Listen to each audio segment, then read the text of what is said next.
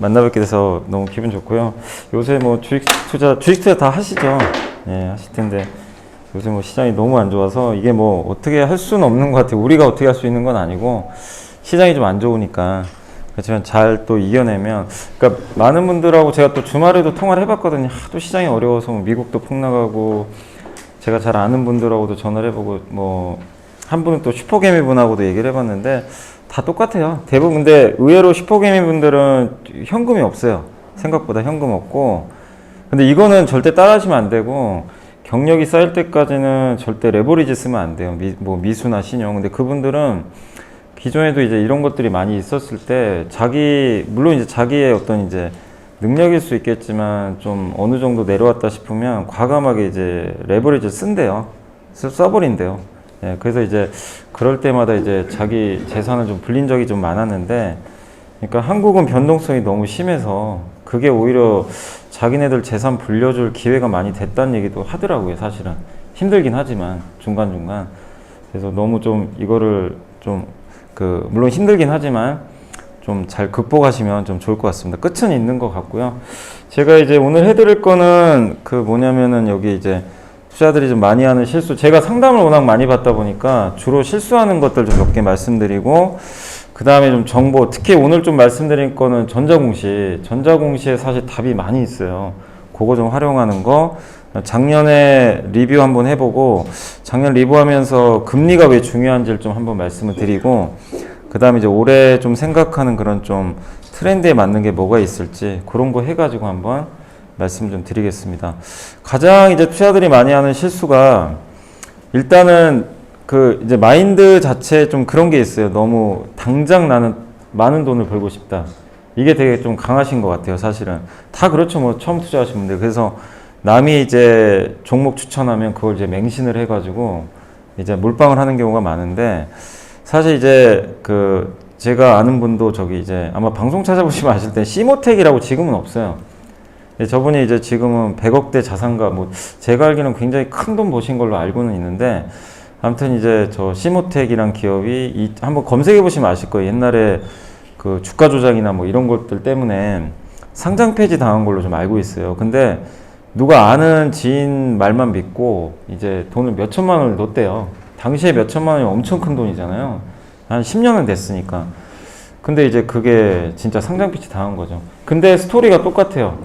그러니까 저 밑에 다산이란 기업은 이제 아마 모르실 거예요. 저거는 제가 한 20년 됐네요. 20년 전에 제 전 재산이 다 없어지니까, 전 재산이라고 그랬지 이제 아버지한테 받은 용돈인데, 그때 500만 원은 컸잖아요. 근데 500만 원 가지고 제가 3천만 원까지 만들었어요. 진짜. 근데 제 실력으로 만든 게 아니에요. 그분 얘기만 듣고 만든 거예요.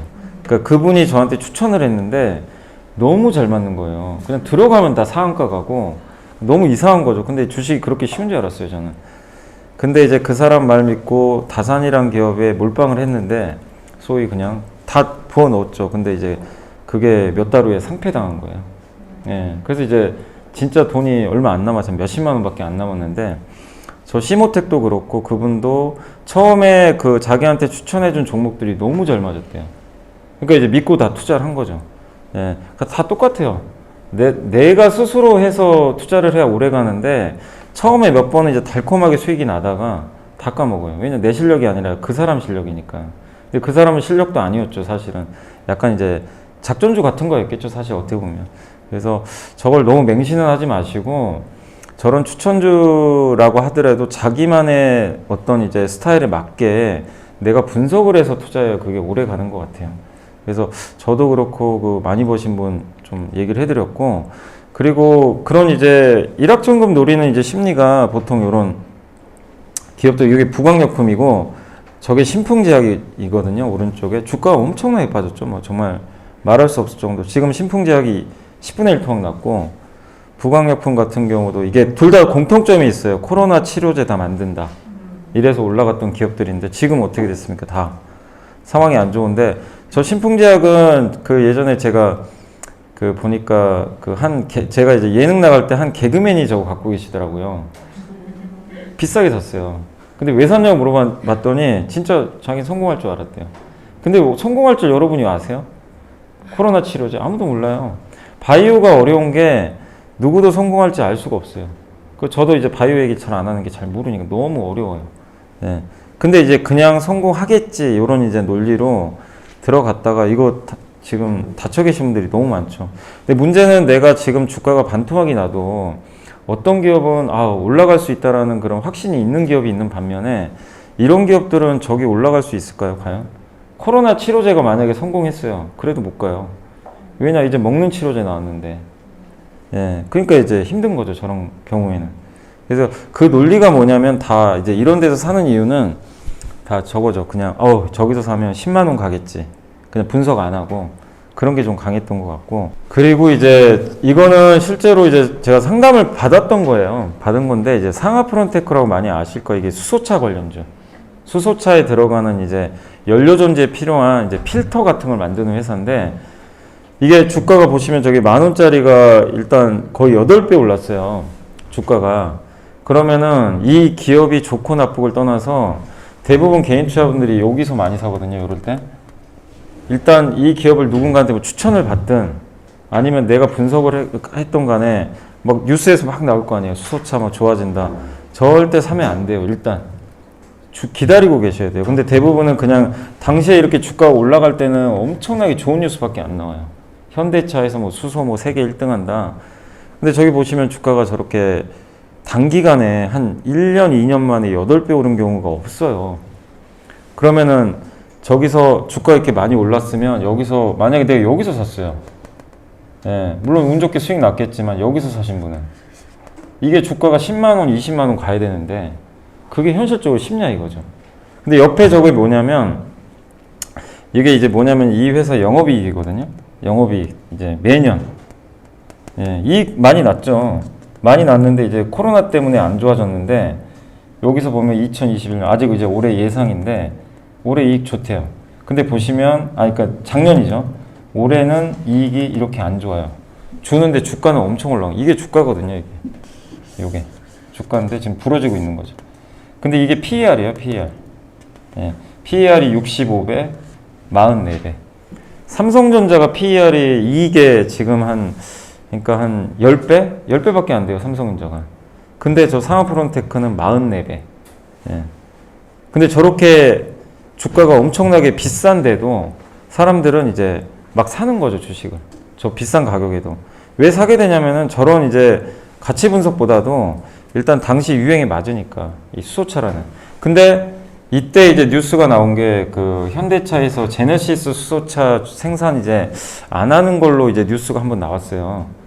근데 그게 하고 안 하고가 중요한 게 아니라 그걸 한다고 해서 저 주가가 정당화될 수 있냐 이거예요. 수소차는 시장 규모가 너무 작아요. 트럭, 버스 요 정도예요. 다 전기차예요. 근데 주가는 마치 그 전기차 그 2차 전지 회사처럼 막 올라간 거죠. 근데 왜냐면 이게 이 회사가 이제 현대차에 필요한 그 미국의 고호사가 만드는 그 필터를 이제 이 회사가 국산화해서 이제 성공을 한 거예요. 그래서 이제 주가 올라간 건데 너무 이제 비싸게 거래됐던 거죠. 근데 아무리 좋아도 저런 구간에서 사요, 사람들이. 실제로. 요게 이제 미국의 펠로톤이라는 기업, 뭐 많이 들어보셨을 거예요. 그 이제 집에서 이렇게 홈투 할 때 그 자전거 있잖아요, 타는 거. 그게 코로나 때문에 대박 났잖아요. 그래가지고 주가가 보세요. 뭐 우리 한국의 개인 투자자분도 많이 샀어요. 8배, 단기에. 보통 5배에서 8배 가는데 요거에 이제 여기서 사도 또 수익 나겠지. 좋은 뉴스밖에 안 나오니까. 근데 지금 주가예요. 정말 뭐 아찔한 거죠, 지금. 다시 다 내려와 버렸어요. 왜냐, 이제 사람들이 밖에 나가기 시작해요. 미국도 이제 경제 봉쇄 다 풀었으니까. 근데 실제 보면 저기 수익이 안 나요. 이게 적자입니다, 지금. 이 0이 이익인데, 마이너스. 엄청난 마이너스. 근데 실적도 안 보고 단지 이제 저 논리에 의해서 사는 거예요. 저 회사 주가가 복원이 될까요? 안 돼요. 쉽지가 않아요. 그러니까 다른 사업을 통해서 복구할 수는 있어요. 실제 돈을 벌면. 그러니까 비싸게 사는데 저런 이제 어떤 실적이나 앞으로의 전망도 생각 안 하고 사게 되면 정말 힘들어집니다. 그러니까 애플이나 이제 미국 주식 같은 경우도 애플, 뭐 아마존이 엄청 올라갔지만 그 기업들은 계속 보여줬어요. 워런 버핏이 얘기했던 게 뭐냐면 지금 당장의 이익도 중요한데 이게 지속성이 있어야 돼요. 이익의 지속성. 그런 기업. 삼성전자는 계속 돈 벌잖아요. 지속성을 보여줘야 되는데 그러지 않는 기업이 비싸지면은 저렇게 위험해집니다. 그래서 이런 실수들을 되게 많이 하시니까, 그러니까 이렇게 몇 배 올라갔으면 차라리 내가 분석할 능력 안 되면 그냥 안 보면 돼요. 굳이. 근데 이제 사람 심리가 되게 희한한 게 사게 돼요, 자꾸만. 자꾸 뉴스 나오고 막 전문가들도 막 좋다고 막 사라 그러니까 어쩔 수 없이 손이 나가요. 근데 그러지 마세요. 누구도, 뭐 저도 마찬가지로 누가 주가를 맞추겠어요. 예. 근데 본인 스스로 장기적인 기업의 주가는 맞출 수 있어요, 진짜. 어려운 게 아니에요. 상식적으로 생각하면. 그래서 그건 이따 한번 말씀드리고, 그 다음에 또 실수하는 게 자꾸 너무 질투를 많이 해요. 내 계좌만 신경 쓰면 되거든요. 근데 자꾸 남을 신경 써요.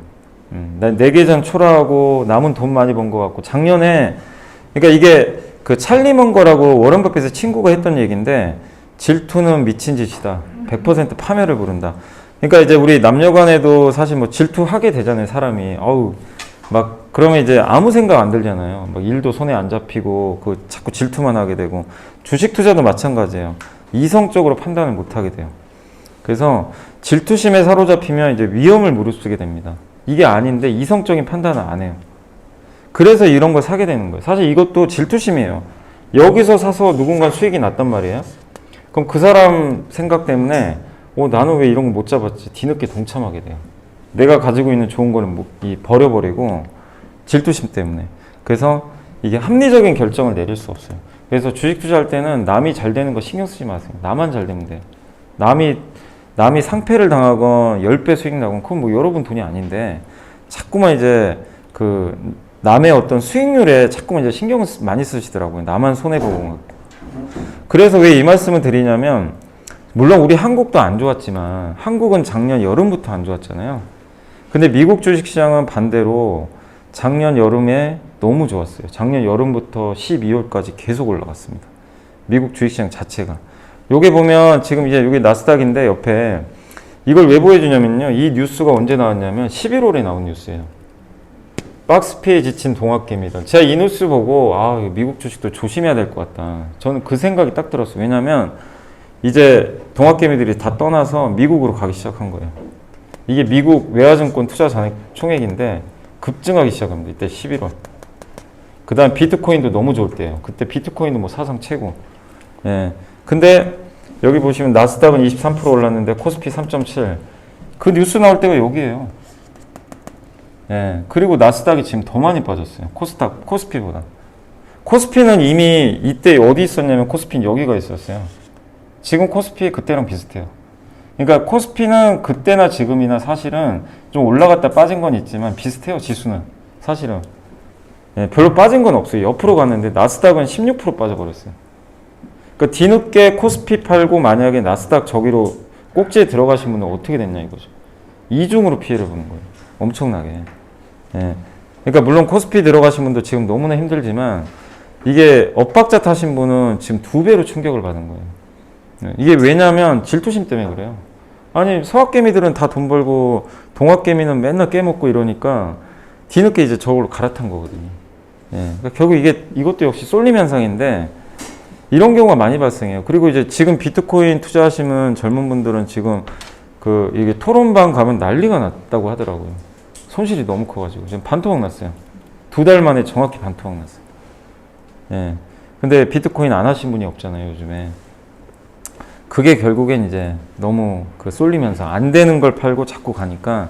근데 제가 말씀드리고 싶은 건 뭐냐면은 큰 수익은요, 남들이 그러니까 관심 없는 데서 큰 수익이 나는 거지, 이미 이제 인기 있는 기업에서는 큰 수익 나기가 힘들어요. 주가 이미 올라갔기 때문에. 그리고 또 많은 분들이 자꾸 주가를 맞추려고 그래요.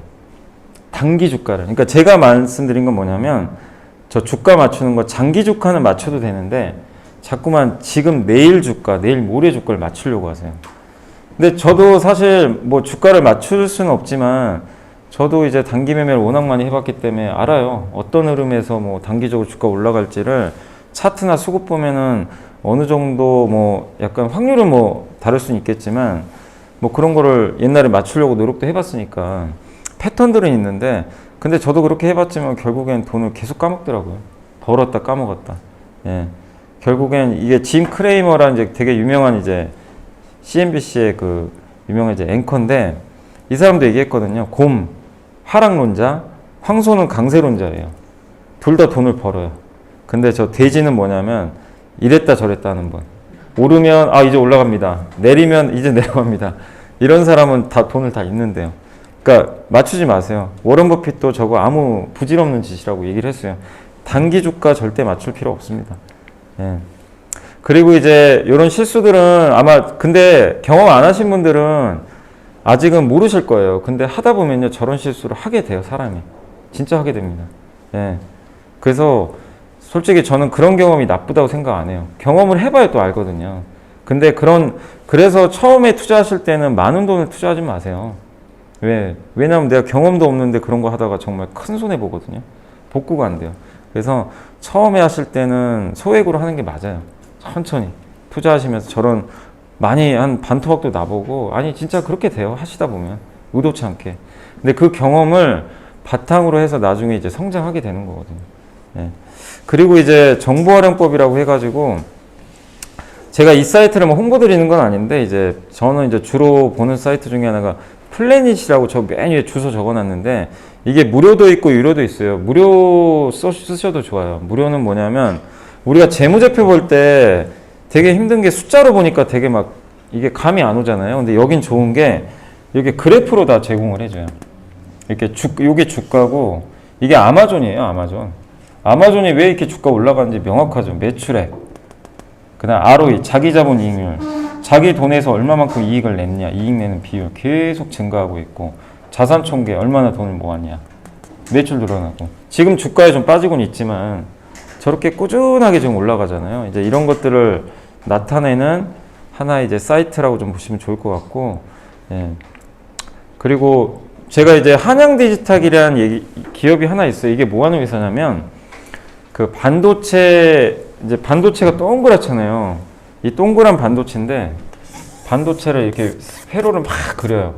그래서 이렇게 그리면 이 조그만 칩들이 하나씩 있어요.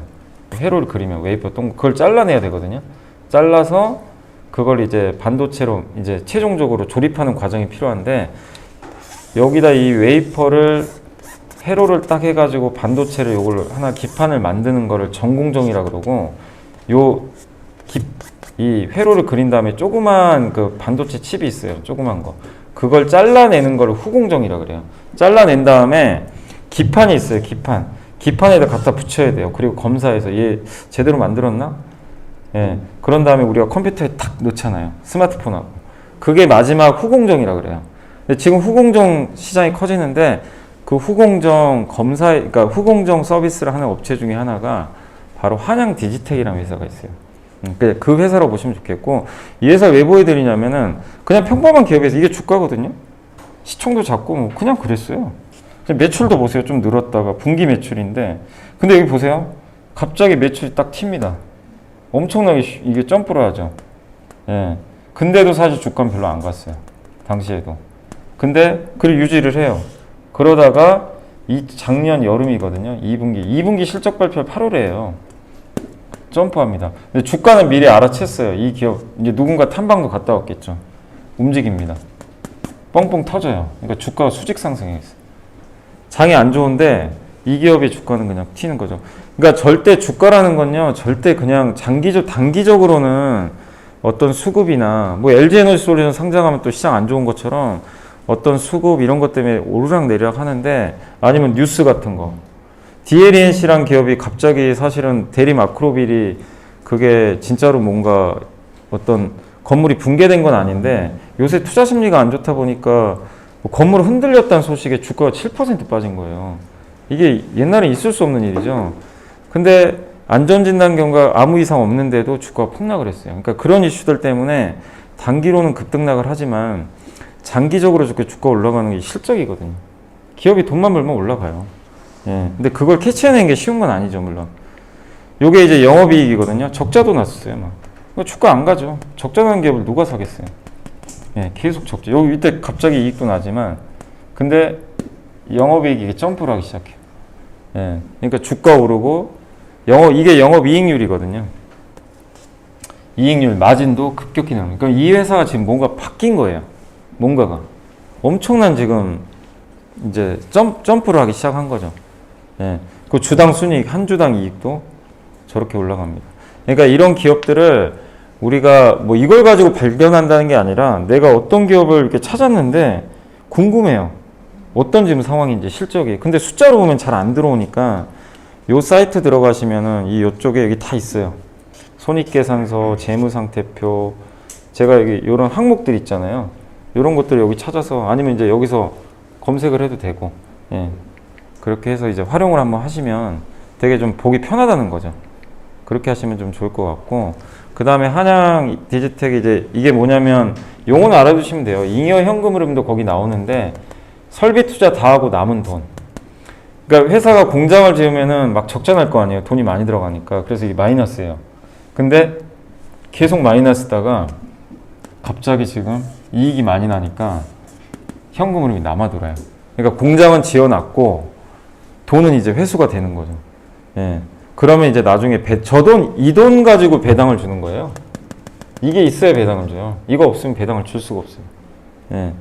그리고 부채 비율입니다, 이게. 순부채 비율이 뭐냐면은 이제 그 내가 가지고 있는 현금하고 갚아야 되는 부채 있잖아요. 그 내가 이자를 지급하는 부채. 부채가 많아요. 이자를 지급하지 않아야 되는 부채도 있는데, 그러니까 순부채 비율이 마이너스란 얘기는 이 회사는 지금 마이너스예요. 예, 부채 비율이 여기. 마이너스란 얘기는 뭐냐면은 내가 이제 내 현금 가지고 돈을 갚고도 남는다는 거예요. 부채를. 예. 그러니까 순부채 비율은 마이너스면 좋아요. 그러니까 그 정도로 이제 회사가 좀 굉장히 단단해지고 있다. 이렇게 보시면. 그러니까 요걸 가지고 내가 한번 이런 식으로 이 기업을 평가하는 거죠. 매출액은 지금 올라가고, 영업이익도 계속 꾸준히 증가하고, 주당 이익도 꾸준히 증가하고 있고, 그 다음에 현금 흐름도 좋고 부채 비율은 점점 떨어지고, 예. 그러면 이제 누가 봐도 합격이죠, 사실 이런 기업은. 예. 그러니까 이런 식으로 그 하나의 기업을 분석할 때 이걸 활용하시면 되게 좋을 것 같고, 그 다음에 이제 주가를 보실 때 여기 있는 요 사이트에 뭐가 있냐면은 PBR 밴드라는 게 있어요. PBR 밴드 사이트가. 근데 요거는 사실 좀 유료긴 해요. 근데 이제 무료도 있고 유료도 있는데, 이게 여기 보시면 2022년 12월이 뭐냐면 올해 전망이에요. 근데 올해는 아직 모르잖아요. 어떻게 될지. 그러니까 무료는 여기까지만 제공되고 유료는 여기까지 제공되기도 하는데, 아무튼 요걸 왜 말씀드리냐면 SK하이닉스는 그 반도체인데 이렇게 사이클을 타고 가는 기업이에요. 반도체라는 게 가격이 올랐다 내렸다 막 하잖아요. 이런 기업은 PBR로 보셔야 돼요. 자기 자산 가치에 비해서 몇 배에 거래되느냐, 이걸 좀 보셔야 됩니다. 그래서 여기 밴드가 있어요. 5개예요. 여기 보시면 되게 신기하게 왔다 갔다 하죠. 내려갔다 올라갔다. 여기만 가면 막힙니다. 작년에도 그랬어요. 여기 한번 찍고, 예, 여기 또 내려왔다 오고. 근데 여기 주가가 여기 제대로 표시는 안 되는데, 제가 작년에 보니까 이 사이트 들어가서 보니까 하이닉스가 93,000원이 최하단이에요. 올해 기준. 여기 나와 있거든요. 이게 93,000원이에요. 그럼 하이닉스가 이번에 얼마까지 갔다 왔냐면 91,000원까지 갔다 왔어요. 그럼 어떻게 해요? 하이닉스가 설사 최악의 업황이 와도 여긴 바닥이란 얘기예요. 그럼 거기서는 91,000원까지가 아니라 93,000원이니까 95,000원 밑에선 그냥 사야 된다는 얘기예요, 사실은. 그래서 이제 하이투자증권의 송명석 연구원님이 되게 원래 부정적으로 보시는 분이에요, 반도체를. 그분도 이걸 설명을 하더라고요. PBR 밴드상 지금 최하단이니까 지금 주식 사야 된다, 그냥. 예, 물려도 사야 된다. 업황은 안 좋아도 사야 된다고 얘기를 하더라고요. 근데 실제로 이제 91,000원에서 주가가 13만 원까지 갔잖아요. 40% 올랐어요. 굉장히 많이 올라간 거죠. 그리고 보통은 이제 중간까지 가요. 예, 여기 중간이 제가 알기로는 12만 5천 원이에요. 거기 가면 한번 팔아도 되는 거죠, 예를 들면. 예. 그래서 하이닉스가 실제 PBR 저점이 여기였고 중간값이 저기예요. 예. 근데 진짜로 이제 저기 찍고 딱 빠지긴 하지만, 물론 시장이 안 좋아서 그런 것도 있겠지만, 저런 걸 가지고 내가 그 목표 주가를 계산할 수도 있어요. 예. 그러니까 그냥 차트 보고 여기까지 갈 겁니다, 이게 아니라 저 PBR이나 PBR 과거 데이터를 보고. 근데 이게 회사마다 다르니까 하이닉스는 이 사이클을 타요. 경기가 이게 순환하는 기업은 PBR로 보시는 게 좋고, 반면에 일반적인 회사들은 PER로 보셔야 돼요. 이게 롯데정보통신이라는 기업인데 이 회사는 좀 약간 성장주죠. 그 롯데그룹의 여러 가지 그 소프트웨어를 담당해주는 IT 기업인데, 그러니까 사이클은 없어요. 사이클이 아니라 꾸준한데 이 기업은 PER인데 보시면 이것도 5개입니다. 근데 최하단부가 11.58배. 제가 이제 여기서 2022년으로 계산해 봤더니 그 사이트에 나와 있거든요. 37,558원이에요. 여기가. 바닥은 여기겠다. 예, 이렇게 예상을 하는 거죠. 근데 실제로 롯데정보통신이 거기까지 왔었어요. 거기 더 깨고 내려갔어요. 더 내려갔죠, 주가가. 더 내려갔어요. 여기거든요. 근데 여기서 내가 37,000원 왔으니까 샀어요. 물릴 수 있어요. 이건 어쩔 수가 없어요. 물리는 것까지. 예. 근데 적어도 비싸게 산 건 아니잖아요. 그리고 이제 여기 올라오는데 저 PER 중간값을 제가 계산을 해봤어요. 보통 중간값에서 한번 만나요. 최상단도 가고. 이거는 이제 내가 판단을 해야 되겠죠. 난 여기서 여기. 예. 근데 여기 상단까지 가려면 회사가 진짜로 이제 제대로 성장을 할 때 가는 거고, 저걸 뚫기도 합니다. 그러니까 너무 저거에 연연하실 필요 없는데 그냥 막연하게 내가 나는 그냥 대충 빠졌으니까 사야지 이거보다도 저런 지표를 이용하시면 좀 더 합리적이죠. 그리고 내가 만약에 이거를 37,000원에 사서 들고 있다면 중간값이 51,000원이 나와요. 그럼 나는 이제 저기까지 한번 가져가 보는 거예요. 그냥 뭐 얼마까지 가겠지가 아니라 한번 저기까지는 들고 가보자. 이제 물론 이제 회사가 다시 실적이 안 좋아지고 또 이상한 뭐 안 좋은 뭐 흐름이 나온다면 그 전에라도 잘라야 되겠지만 저런 걸 가지고 내가 좀 판단할 수 있다는 거죠. 예. 그래서 지금 이걸 당장 하라는 게 아니라 이런 것들을 한번 여러분들이 좀 고민해 보시면 좀 더 합리적으로 좀 내가 저점 매수, 고점 매도 하실 수가 있을 거예요. 그리고 이제 네이버에서는 아까 제가 플래닛도 말씀드렸지만 네이버는 그냥 이제 직관적으로 보면 되죠. 만약에 내가 삼성전자가 궁금하면 네이버에 치면 여기 이제 재무정보 이거 딱 누르시면 삼성전자 이렇게 뜨잖아요. 그래서 다른 거보다도 이 종목 분석 보시면 돼요. 요거 딱 클릭하면 기업 현황 나오고 모든 정보가 다 나옵니다. 예, 삼성전자에 관련된. 그래서 이제 맨 밑에 보면 이게 재무제표 나와요. 아까 플래닛을 이거는 그래프로 해준 거고, 이제 네이버는 요거 그래픽이 아니라 이제 숫자로 이렇게 240조, 230조, 270조 당기순이익, 영업이익 요거는 알고 있어야죠. 예. 근데 많은 분들이 처음 투자하신 분들이 이것도 안 봐요. 안 보고 적자 난 걸 막 투자를 해요. 남이 막 누가 알려줬다 그래서 여기 마이너스 나면 적자잖아요. 그러니까 제가 상담해 보면서 좀 약간 답답했던 게 이거 아예 안 보시더라고요. 예. 적자가 나고 이런 걸 모르시고 그냥 하시는 분도 많으신데 적어도 여기 네이버만 들어가도 흑자인지 적자인지 알잖아요. 예. 그래서 나중에 이제 재무제표 좀 공부하시면 좀 더 보기 수월하시겠지만 적어도 저 정도만큼은 확인을 하고 하셔야 됩니다. 적자인지 흑자인지는. 예. 꼭 체크를 하시면 좋을 것 같고, 이게 그리고 뭐 주당 순이익, PER, BPS, 뭐 PBR 이것도 이제 공부해 보신 분들 많이 뭐 어떤 용어인지는 아실 거예요. 예, 한 주당 얼마 이익을 내고 지금 13배 정도 되고, 그 다음에 주당 순 자산 가치, PBR은 몇 배고, 삼성전자가 지금 PBR이 1.8배 정도 되는데 하이닉스보다 좀 비싸죠, 사실. 사업부가 좀 약간 더 많기 때문이기도 한데, 어쨌든 이제 저런 것들을 보면서 우리가 숫자로 판단을 내리면 되겠습니다. 그래서 네이버에서는 굉장히 좀 숫자 위주로 체크를 하시면 되겠고, 저는 이제 제일 중요한 게 어쨌든 기업의 좀 공시가 저는 정말 중요하다고 생각하거든요. 그래서 전자공시 아마 많이들 안 보실 거예요. 사실 좀 귀찮기도 하고 너무 많이 나오니까. 그래서 아마 많이들 안 보시겠지만 그래도 꼭 보셔야 되고, 어쨌든 투자자한테 정말 중요한 내용은 무조건 다 알리게 돼 있어요.